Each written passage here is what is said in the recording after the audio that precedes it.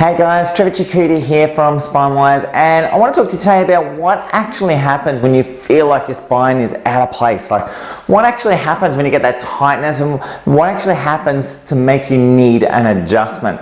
Because we've all heard practitioners over the years talking about spinal misalignments and the need to crack them back into place.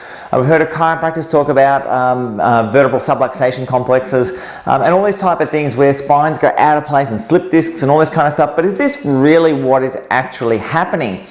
Because what we're really starting to understand now is that there's many different ways that you can correct spinal misalignment, whether it be through soft tissue procedures, whether it be through stimulation, whether it be through vibration devices, or whether it be through manipulation. So what is it that we're actually doing, and what is it that we're looking at which is creating the change?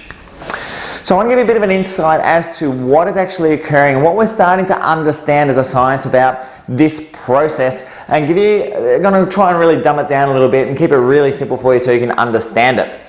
So there's two types of things that we look at in our office. One of them we call subluxations, or traditional chiropractic subluxations. The other ones we call fixations, and these are a little bit different in their mechanics. Let me explain. So your traditional chiropractic subluxation basically is where we talk about the spine going out of alignment. So it might rotate that way. And that's not truly what actually happens. What really we're talking about is movement is excess to one side and not enough to other side. So we have an abnormal or a pathophysiological movement pattern there. When we have this abnormal movement pattern, the problem that happens is all these joints that sit around this segment start sending abnormal information up to the brain.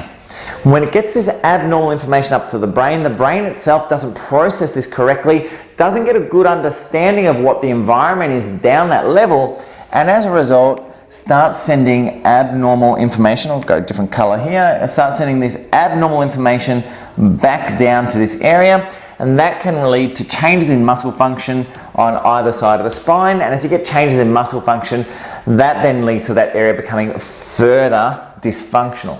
So we have this feedback loop that keeps going, and there's many different ways that we can influence it. We can influence it from the brain level, we can manipulate this segment, we can balance muscles out on either side of it. There's a lot of different ways that we can restore and break that reflex arc. The other one that we talk about is when a vertebrae gets stuck in position. So this is what we often refer to as a fixation pattern. And a fixation pattern occurs when we get irritation, or is believed to occur when we get irritation at these back joints.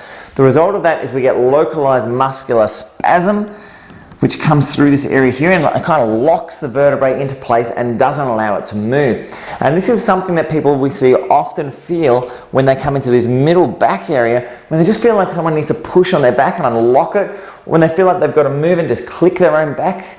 This is the type of thing that we often see is triggering that, and that is this fixation process where there's just not enough movement in any direction. So we're not necessarily out of place, to use a simple term, it's just not moving like it should. And the main reason for that, as we said, is we end up with muscular spasm. So in this situation, what occurs is this abnormal motion through this area here creates a reflex arc in this area, which creates localized spasm and then locks the vertebrae into place. This in turn, just like we had with the higher segment, then potentially can influence the brain and influence the outflow from the brain as well. So movement is a really, really key important thing for the brain. It's kind of like we can say, if the brain is your motor, if the brain is your engine, then movement really is the battery that drives it and feeds it and keeps it going and keeps it healthy. And there's very, very few areas of the human body that provide as much input to the brain as the human spine does. And this is why it's so critical to maintain healthy movement in spinal structures to keep your brain and keep function as perfect and as healthy as possible. Okay? So this is the thing that I want you to understand from all this stuff, is that there's actually different ways that vertebrae can get jammed up and get affected by it. And it doesn't necessarily mean that these things need to be clicked or cracked or anything like that to get back into normal function again. It's just about trying to break these loops, and there's many different ways that we have now of breaking those loops that don't even involve clicking or cracking in any way, shape or form. Anyway guys, I hope that's given you a little bit more information and insight into the different patterns that occur within the spine and why you don't necessarily need to be cracked to actually achieve the great result. Some people love it, some people hate it, but there's always options that are available in any way, shape or form. Anyway, if you have any questions with all that stuff, just post them up or send me a message. Always happy to help you out in any way, shape or form that I can. My team is always here for you in any way we can help you whatsoever.